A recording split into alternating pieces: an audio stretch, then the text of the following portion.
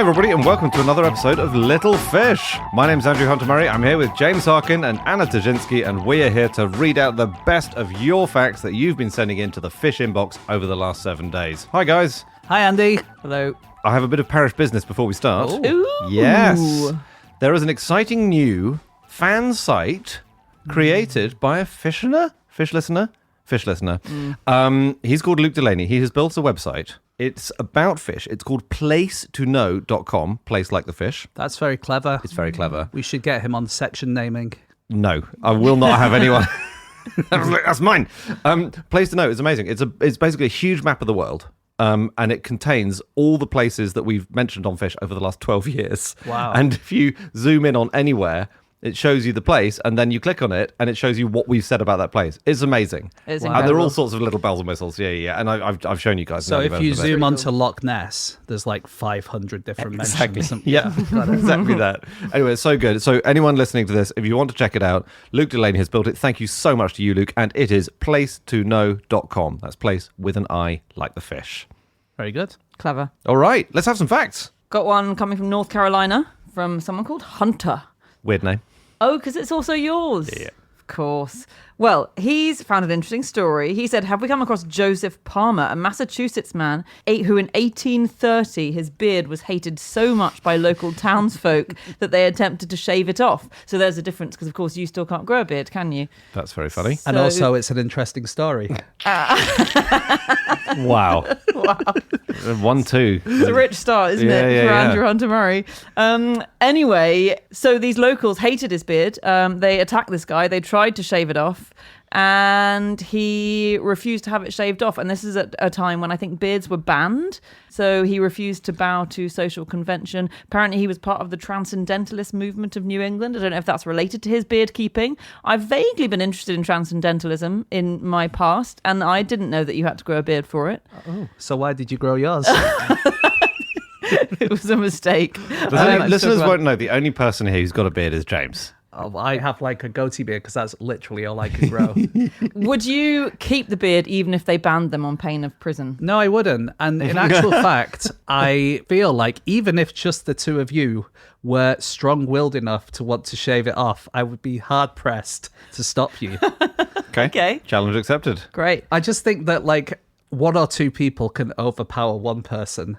And an entire village can almost certainly overpower one person, even a bearded person. Yeah, That's true. you're right. I think it's easier to chop someone's beard off than it is to give them a good close shave, though. Because your beard is close enough to your face that I would not want to be wrestling with the razor for fear of doing you any injury. Which I wouldn't want that. I don't want that. I just want the beard off in this scenario. And actually, almost all beards are close to faces, so it is sometimes Eventually they going are. to be difficult. Eventually they are. You could do a good chop of the main thing. You could do a trim, hack at it with a pair of garden shears from a distance if it's a Santa Claus gig. But this guy sounds like he had one of those amazing 15-foot long beards. He did, and in fact, he's got a tombstone that shows his head, and it is a massive beard, bigger than Santa Claus's. I had a look, and his tombstone just reads, "Persecuted for wearing a beard." Wow. Yeah, he was really attached to it. Anyway, great fact, Hunter. Great fact. That's really good. Yeah. Here is one from Dre Falzarano. And they talk about a place in America as well, in Vermont. And they say that in Vermont, in order to stock trout in the highest stocked pond in the state, they transport them via ski lifts. Brilliant. Cool. Isn't that amazing? What a weird sight that would be if you were just going up to do the red run at the top.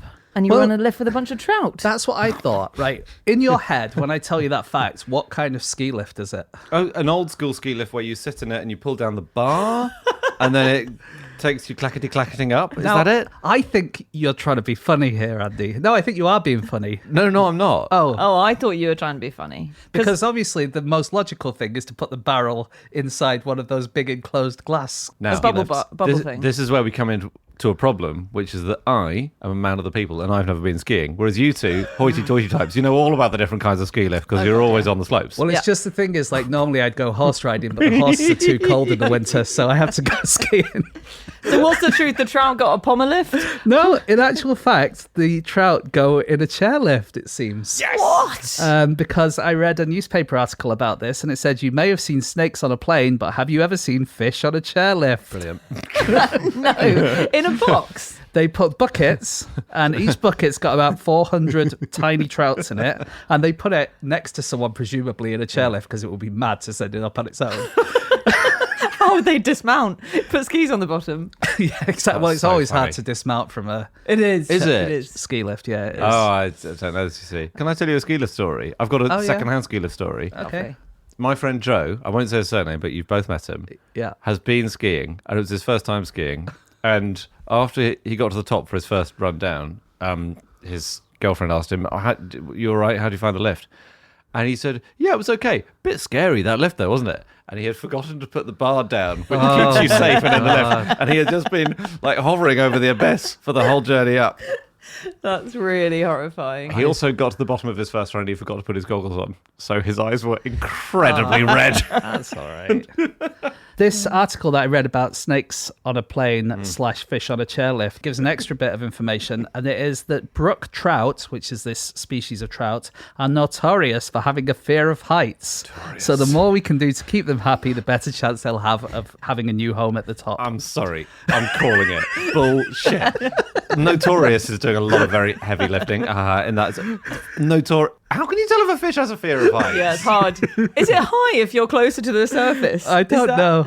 I just think that's such a funny line. Incredible. Because it appears to be said quite seriously. So you do get flying trout, don't you? Isn't that a kind of fish, or is it just a different kind of fish? Do they have a fear of flying, though? Is maybe that what you're saying? Maybe some flying trout are notorious for having a fear of flying. I just imagine one of them being sort of pulled out of the water in a net and going, whoa! That's absolutely ridiculous. crazy. Brilliant fact, Ray. Great fact. Just keeping the theme, I have a fact about a thing in America and involving ice. So this comes in from Mark Saltveit. Here's the question. Before the invention of planes, what was the fastest vehicle on Earth? Well, you have given a bit of a hint, haven't you? I have. I shouldn't have done that, but I have now. You can't take it back. No. It's something to do with ice, I reckon. Might be. You know what I would have said before I somehow got the idea that it might be something to do with ice? Yeah. Like, do you remember they used to have those sort of log flumes, but they were literal log flumes, as in you were a logger and you would cut down a tree and you put it in a flume. And people used to sit on those to get home. And they used to go really fast. I thought they were slow log flumes, but I guess there are fast ones, bits. Yeah.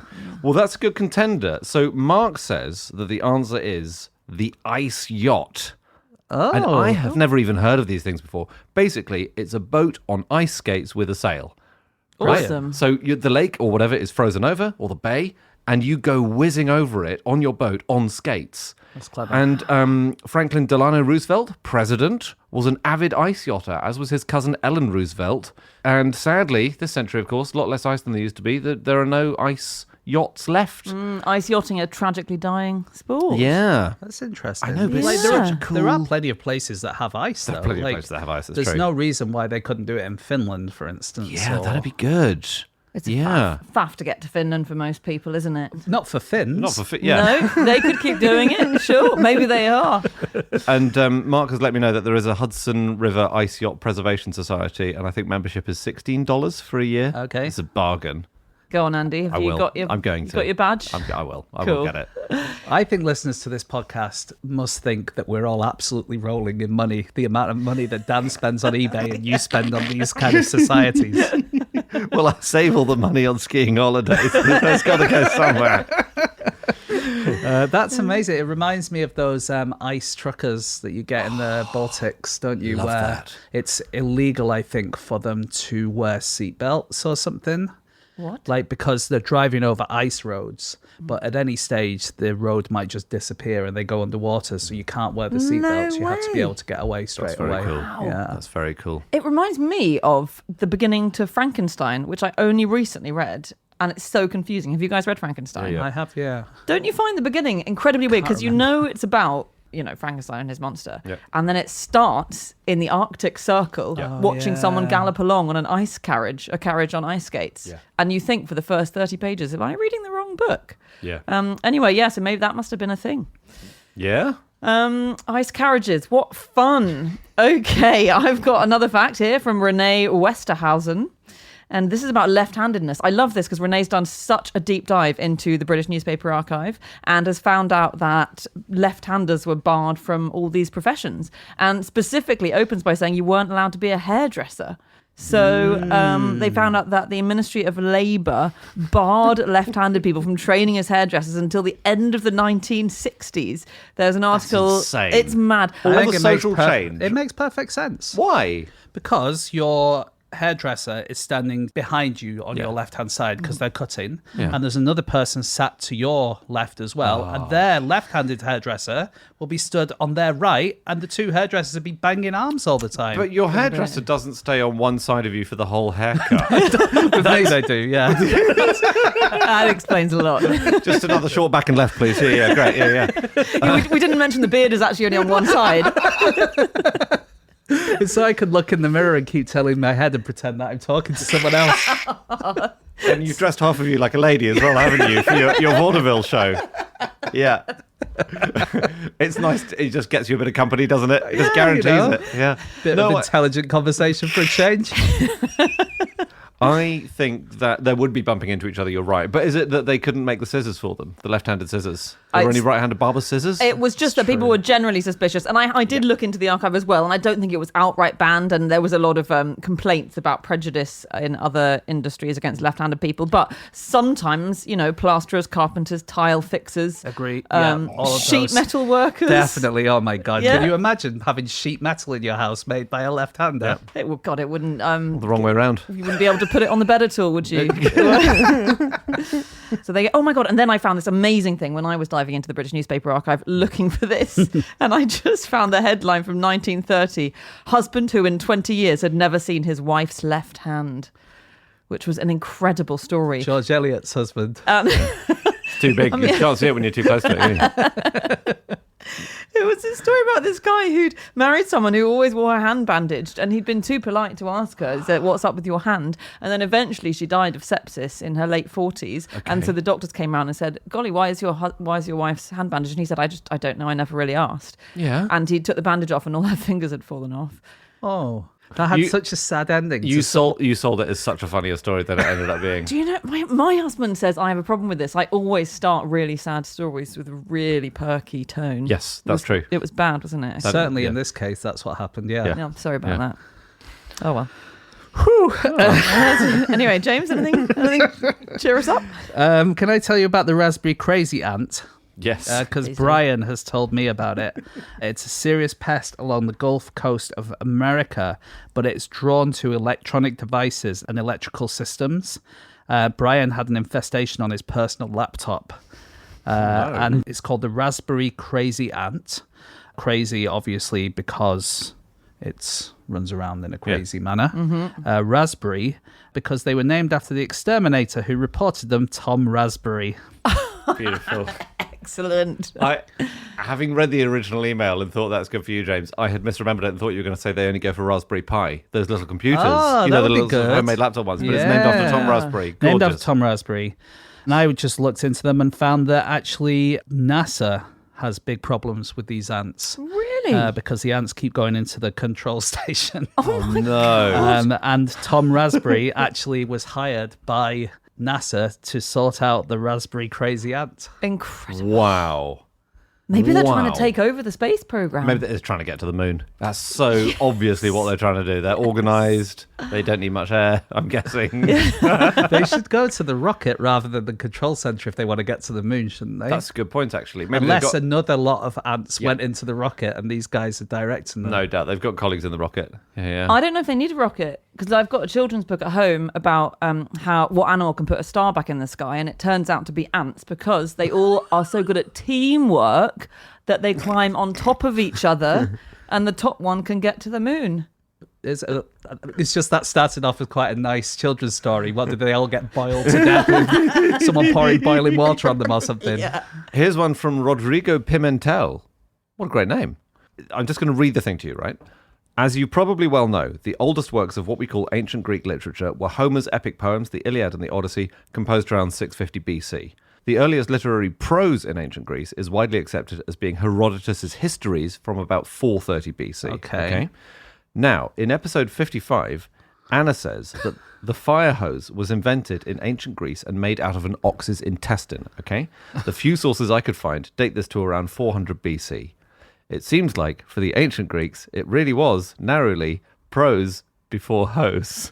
I see, I get it. Okay, yeah. And Rodrigo does say, I'm sorry, at the end of it. Oh, don't apologise for those. Yeah, definitely. No I way. think that's wonderful. An incredibly laboured route to a below par pun is what we live for.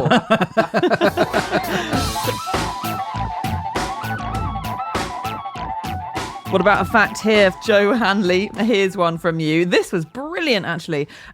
So, Dmitri Shostakovich, maybe one of the greatest composers of the 20th century. Russian heavy duty. Heavy duty, yes. Second World War inspired. Absolutely, yeah. Bear that in mind. Not a laugh a minute. Could soundtrack your anecdotes, actually. All right, let's be careful about anecdote digs, okay? Who soundtracks yours? John Cage.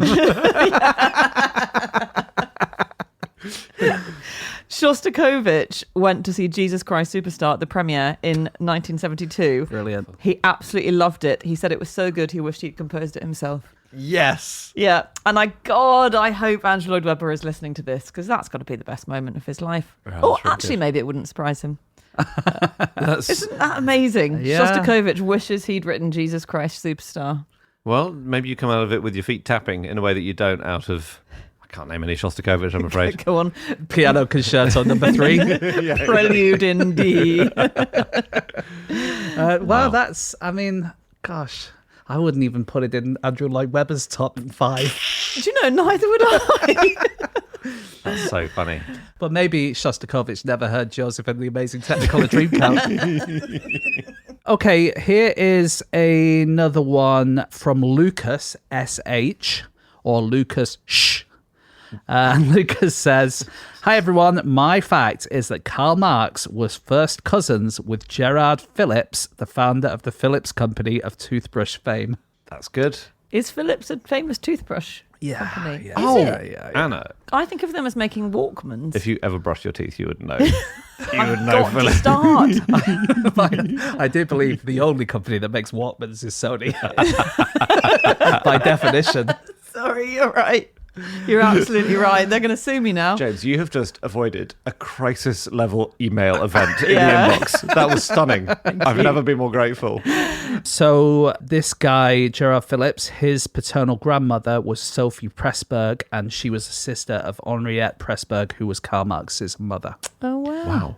So actually it might be once removed, perhaps. Oh, sure. But yeah, Marx didn't really get on with his mum because he was going off spending loads of money in his student days. I think I remember this. Didn't she? She was really pissed off with him about it. She thought he was a useless. Yeah, and reprobate also son. she was worried about him, and she said, "You must avoid everything that can make things worse. You must not get overheated. You must not drink a lot of wine or coffee or eat anything pungent or eat pepper or other spices. You must not smoke any tobacco, must not stay up late in the evening, and you must always rise early."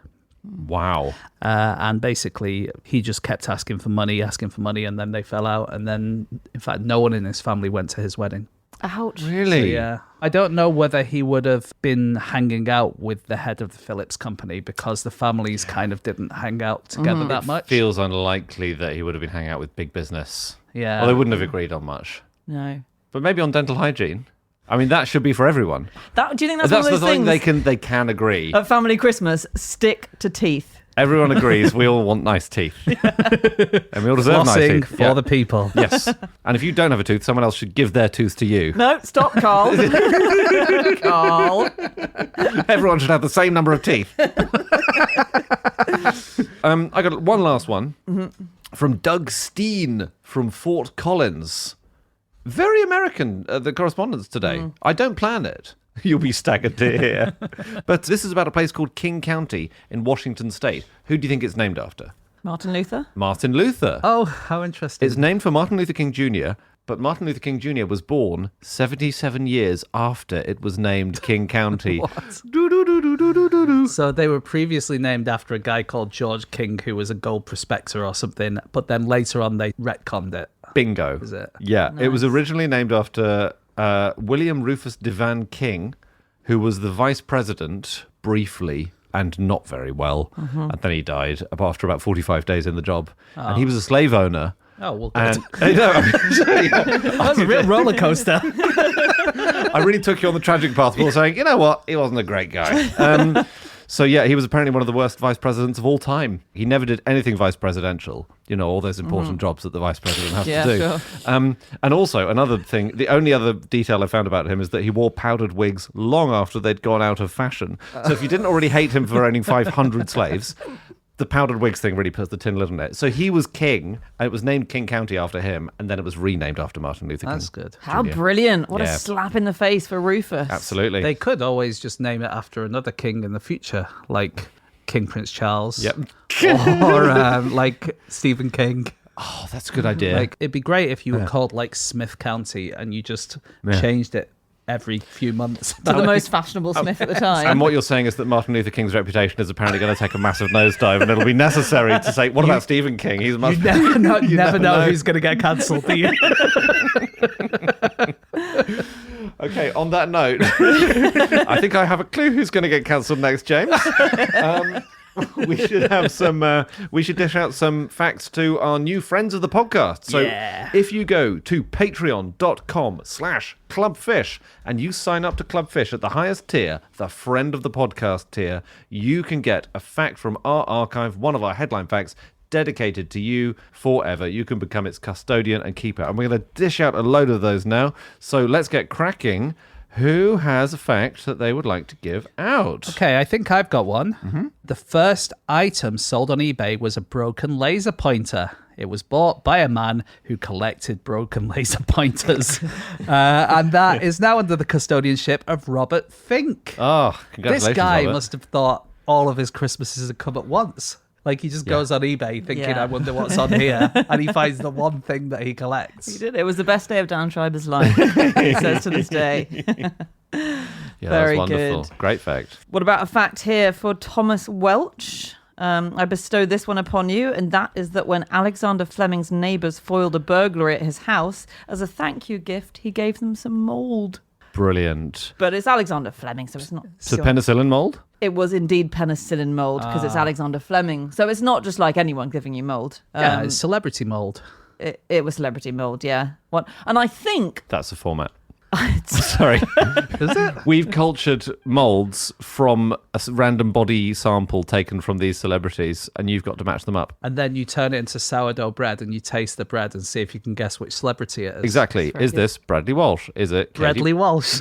Bradley Walsh. Brad Pitt. Okay, now we're cooking. Now we cook. Yeah. It's about to be the centenary of that. It was 1928 that he discovered wow. penicillin. Wow. Great. So be prepared for a lot of... Are we going to have like big sort of street parties in London where everyone gets a load of mold? Yeah, maybe. Yeah, I think we should.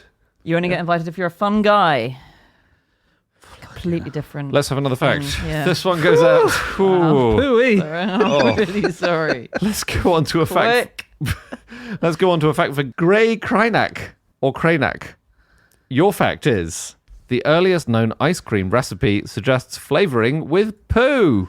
I don't remember this. Yeah, it's a cheeky, isn't it? We do cheeky things with our facts. It's whale poo. Oh, no, Was it ambergrease? Ambergrease. it's not. yeah. That's not cheeky at all. No, it's not. It's still poo. It's Yeah. still poo. No, Is no, it we not don't- normally vomit? That's a good point. Does it come out of their mouths, not their bottoms? I I think it does, comes out of doesn't it? both, but I think vomit is more common. Might be wrong. That's true. It is also poo. Ambergris is also poo. Sure. Yeah. And is it, because I always want to pronounce it ambergris, but I feel like I call it ambergrease. you call it ambergris. Who knows? It's not common enough to have too many emails. Not to have an argument about. No, I think it's fine. Fine either way. I'll have a fuss pot. Okay, very yeah, cool. delicious. I've got another one here. Another one from the lower regions. And it goes now to Jake McCann. Jake, your fact is that dog pee makes streetlights collapse. I remember this one. Yeah, and this is basically dogs weeing on streetlights and them getting more and more weak because of the urea. Yeah. And the only way to solve it is to wee on the other side? No, I think the way to do it is to not allow dogs to wee on lampposts. But I mean, it's hard to stop, that's isn't hard it? to stop, yeah. And it does feel like you're going to know if it's on the brink of collapse, aren't you? It's not like one day. It would have to be a very acidic dog wee, I reckon, for it to be just a brand new street lamp and it just keels over. Yeah, that's true. So here's another fact. And this is the fact that after the button was invented, it took more than 1,000 years for someone to invent the button hole. And I am going to give this fact to Sean Tobin Murphy. A fantastic fact. That's a classic, I'd say. It's a classic fish fact. It's there are certain formats that various facts fit into, and that's of the format it took loads of years for someone to invent the hole in the basketball net. Like the tin was invented 200 years before the tin opener. Yes. And everyone just had full tins of sweet corn and didn't know what to do with them or something. Yeah. So many completely avoidable famines. Terrible. Stop putting it in tins. But yeah, like with the buttons, it's like they had a loop of cotton or something that you put the button in. Like a duffel coat. Right, like a cool design feature. Yeah. And also a buttonhole is a specific, it has to be strengthened around the hole, right? It's not just a hole, it's not just a slit. You can't just cut it. Yeah, a little known fact. Yeah. That's where I've been going wrong. So our clothes are rags. I just insert a buttonhole everywhere here, yeah. Should we have another? Yes. Yeah. This one goes out to Tom Dix, and the fact is, as a baby, St. Nicholas refused to drink his mother's breast milk on fast days. His Holiness. So good. Love this fact. It's really dangerous for a newborn baby to go a whole day without breast milk. Yep. It's really silly. It was on Wednesdays and Fridays. Twice or 2 days a week. I think he did it in the evening. He allowed himself to break his fast. Did he? And I Okay. presume that was absolutely ravenous. Yeah. Yeah. Also, her breast by the end of the day will be very turgid, very uncomfortable for the mother. Right. It doesn't sound like it's good for anyone, really. But that's fasting. You got to show Do you reckon he cheats like a lot of people who fast do? What, have a just a little suck on the boob when his mum's not looking? Definitely. Yeah. This was a Saint fact. Nick. Is that Father Christmas, St. Nicholas? How many St. Nicholases are there? Yeah. I'm just imagining Father Christmas sucking on his mother's cheeks. I don't think he had a beard in those days. that would be very uncomfortable. Oh, God. When was he around? What, St. Nicholas? I don't know, 3rd-ish century or 4th or something. Okay, Nice. so Early. well, what I'm asking is, did the ho-ho-hos come before pros or before hos? I see. Right. St. Nicholas was born in 270 AD. Okay, so we go pros, hos, ho-ho-hos. Now we're That's cooking. right. Got it. Lovely. There Lovely. Glad we established that. Okay, here's my last one for the day, and this now goes under the custodianship of Zarko Naritz. And Zarko, your headline fact is, when Ronald Reagan left office, he left a note on the White House lawn for the squirrels, warning them to beware of George Bush's dogs. So sweet. It makes you warm to him. Presidential handovers were nicer back in the day, weren't they? Then I'm gonna have you locked up. No, I'm gonna have you locked up. Well, I've pardoned myself. Eat it. Okay, one more. One more, and here is one for Beth. Just Beth. And this, Beth, is that Las Vegas hosts an awards ceremony for people who make awards. Love it. So good. Fantastic. Of course, because there's an award ceremony for everything, isn't there? Yeah. And we said at the time there are different categories. There's best trophy and best plaque. Yeah, really good. You go, what list of celebrity do you think you'd have to be asked to make the after dinner speech at that award ceremony? I don't think you're going to get it, Anna. Sorry. I'm really sorry. I think maybe a bit of profile raising and you could get there, but I think you... Damn it. Oh, right. Well, look, that's it. That's another episode of Little Fish. So soon. So soon. If you have a fact for us that you'd like us to read out on the show, just email it to podcast@qi.com. We read every single one. They're all brilliant. They're so much fun to read. I've made my point. Are they all brilliant? No, they're not all brilliant. But your fact will be. So send it to podcast@qi.com. No, they are. It's so wonderful hearing from everyone. If you've got something for Drop Us a Line, our audience feedback show, it's the same email address, podcast@qi.com. So we'll see you there, and we'll see you again in a few days for another episode of No Such Thing as a Fish. Bye for now.